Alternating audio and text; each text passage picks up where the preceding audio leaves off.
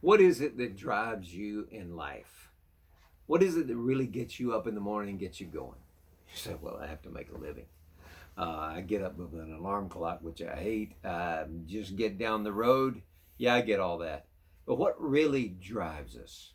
What causes us to really want to face life?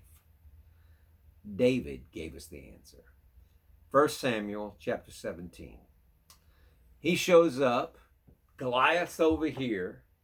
He's marching back and forth and rallying his troops and basically just embarrassing the troops of Israel and taunting them to send out a man to fight him. And they don't have anybody. They can't produce anybody. David shows up and he goes, what's going on? I mean, I can't believe this.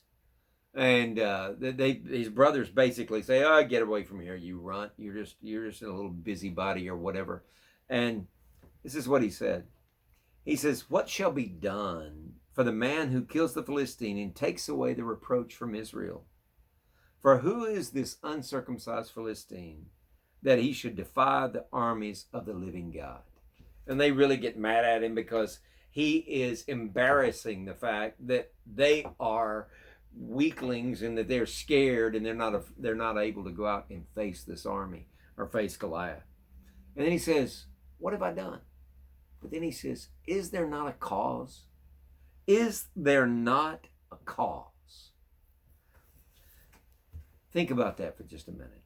And then he tells the cause when he faces Goliath. Goliath comes at him and he is basically just in contempt because they sent a little boy after him.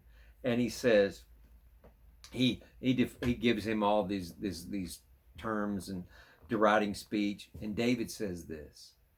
He says, "This day I will give thee to the carcasses of the camp of the Philistines, to the birds of the air, to the wild beasts of the earth, that all the earth may know there is a God in Israel. That all the earth may know there's a God in Israel.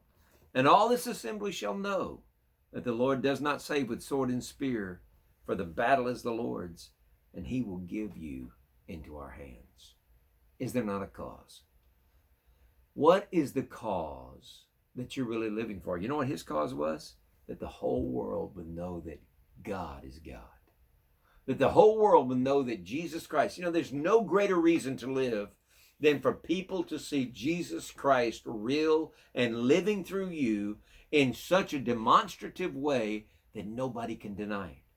They can say, "How can you do this? How can you forgive this person? How can you have patience over here? How can you be so merciful? How can you do this?" Well, it's not me. It's God doing it in me. You see, there's a cause bigger than me. And that's the glory of God. That all the world would know that he's God. Now, where in life can I plug that into my world? If I'm going to school, which we're not anybody going to school right now, but if I was going to school, that the teachers would recognize that the students would recognize that. My daughter did this demonstration at a liberal college one time, and she gave an example of contrasting God's creation as opposed to evolution, and is a very liberal setting.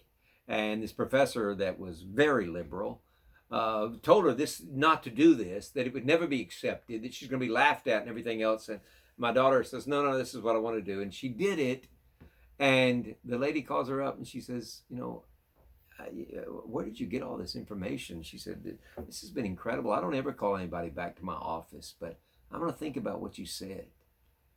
It was an opportunity to do right what David did. Is there not a cause? And it doesn't matter where you are. You're getting your oil changed. You're at the grocery store. There is a way to inject by God's spontaneity and power who you are, who God is in this situation, in such a winsome, attractive way that people will be drawn to Christ in us, in you. I'm praying for us to learn how to do that. There is a cause that we live for. God bless you.